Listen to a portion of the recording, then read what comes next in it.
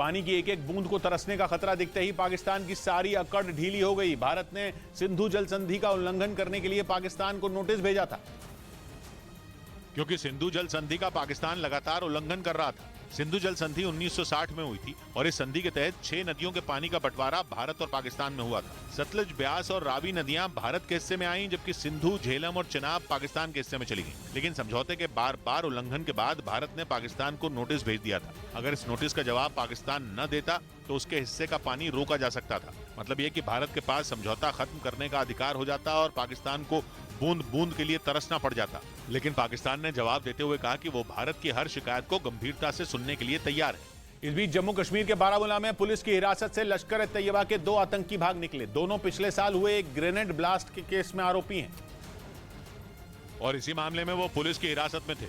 दोनों आतंकियों के फरार होते ही बारामूला में पुलिस ने सर्च ऑपरेशन शुरू कर दिया और उनकी तलाश तेज कर दी। उन्हें जल्द पकड़ने के लिए पूरे शहर को सील कर दिया गया। उधर नेटो से बढ़ते दबाव के बीच रूस ने अब बेलारूस को अपने सबसे घातक इस्कंदर मिसाइल दी और बेलारूस के सैनिकों को इसके इस्तेमाल की ट्रेनिंग भी दी गई, जिसका ऐलान खुद रूस के रक्षा मंत्री ने किया। रूस ने बेलारूस को इस्कंदर M मिसाइल दी है। कम दूरी की इस बैलिस्टिक मिसाइल की ताकत का खौफ पश्चिमी देशों में भी है, क्योंकि इस्कंदर M में परमाणु हमले करने की क्षमता है, जिसकी रफ्तार मैक 5 से ज्यादा है और जो 500 किलोमीटर तक तबाही मचा सकती है। रूस ने बेलारूस को इस्कंदर मिसाइल देने के फैसले के लिए नेटो को जिम्मेदार ठहराया। असल में नेटो में फिनलैंड के शामिल होने के बाद से रूस भड़का हुआ है, जिसकी लंबी सीमा रूस से जुड़ी हुई है। रूस अपनी सीमा पर नेटो की बढ़ती ताकत का जवाब देने के लिए ही बेलारूस में हथियार जुटा रहा है, ताकि नेटो से युद्ध की सूरत में बेलारूस की धरती से मध्य यूरोप तक नेटो सदस्य देशों पर मिसाइल दागी जा सके।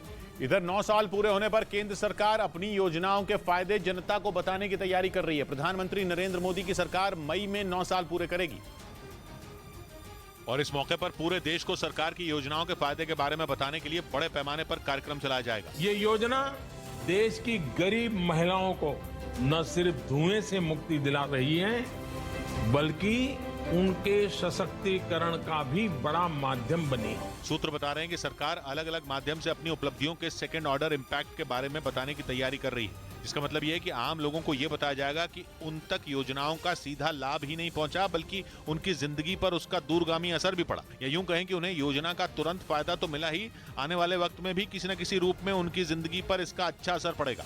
और ब्रिटेन उधर उसके यहाँ बच्चों का यौन शोषण करने वाले पाकिस्तानी मूल के नागरिकों पर एक्शन में आ गया है। उसने उन पर नकेल कसने के लिए स्पेशल टास्क फोर्स बना दी, ताकि पाकिस्तान मूल के अपराधियों को भी सजा दी जा सके। ब्रिटेन में पाकिस्तान मूल के कई पुरुष छोटे बच्चों को बहला फुसलाकर पहले अपना दोस्त बनाते हैं और फिर उनका यौन शोषण करते हैं, लेकिन पुलिस उन पर हाथ डालने से बचती है। पुलिस को डर रहता है कि अगर उसने कार्रवाई की तो उस पर नस्लवाद का आरोप लगेगा। मगर ब्रिटेन के प्रधानमंत्री ऋषि सुनक ने उनके खिलाफ एक्शन लेने के लिए पुलिस टास्क फोर्स बना दी।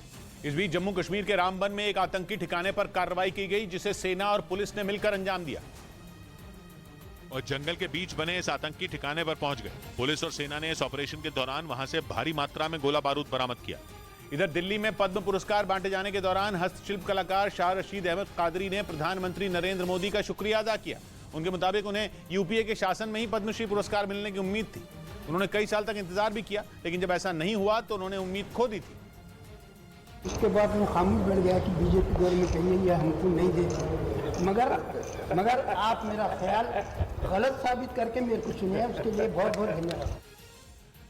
न ये तूफान ही अपने कभी तेवर बदलते हैं, न इनके खौफ से अपना कभी हम घर बदलते हैं। सौबात की एक बात कही अशोक ने, न मन में खौफ शीशों के, न पश्चाताप में पत्थर। न शीशे ही बदलते हैं, न ये पत्थर बदलते हैं। मिलते हैं कल, घड़ी जब इशारा करेगी 9 बजे रात का। वक्त फिर होगा सौबात की एक बात।